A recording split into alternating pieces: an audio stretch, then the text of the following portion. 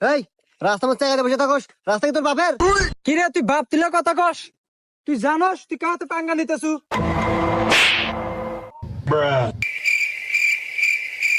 এ ভাই, আমি তো কিছু শুনতেছি না।